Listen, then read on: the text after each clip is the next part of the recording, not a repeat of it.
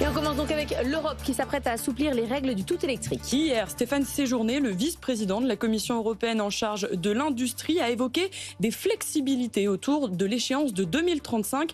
C'était à Paris, à la Villette, devant 1 millier de représentants de la filière auto réunis en congrès.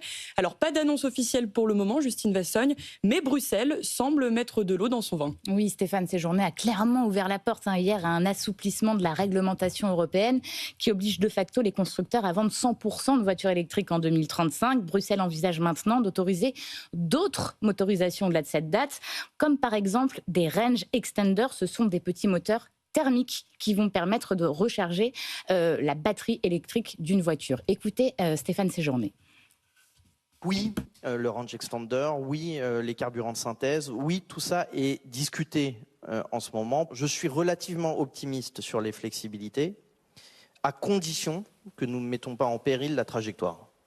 Alors la négociation n'est pas terminée, Il faudra attendre le 10 décembre pour les annonces définitives de Bruxelles, qui réfléchit aussi à instaurer un quota de pièces Made in Europe dans les voitures vendues sur le vieux continent, un contenu local minimum. C'est une demande poussée par le gouvernement français. Autre piste de réflexion, ne pas avoir les mêmes règles pour les voitures électriques et les véhicules utilitaires électriques qui ne se vendent pas aujourd'hui. Autrement dit, revoir la trajectoire de décarbonation des camionnettes. Bon, le secteur automobile a été entendu. Il faut dire qu'il a fait un gros travail de lobbying, mais il faut dire aussi qu'il joue sa survie. Oui, absolument. Pour le moment, le secteur ne veut surtout pas crier victoire. Il veut attendre le 10 décembre. Mais clairement, les industriels européens ont le sentiment d'avoir été entendus, écoutés enfin par Bruxelles. Il faut dire qu'ils se sont organisés depuis cet été. Les constructeurs Renault, Stellantis, Volkswagen parlent désormais d'une même voix, ce qui était loin d'être gagné.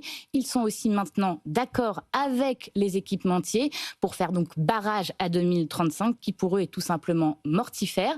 Les mots employés sont très forts. Écoutez Antonio Filosa, le patron de Stellantis. Nous pensons vraiment que les réglementations, la façon dont elles ont été fixées par Bruxelles, sont incorrectes. Elles ne sont pas imparfaites, elles sont incorrectes.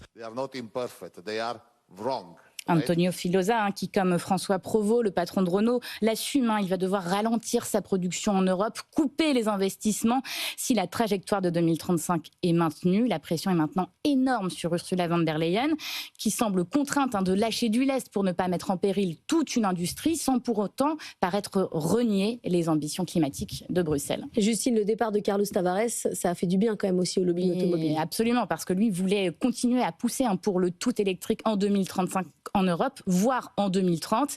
Il est parti.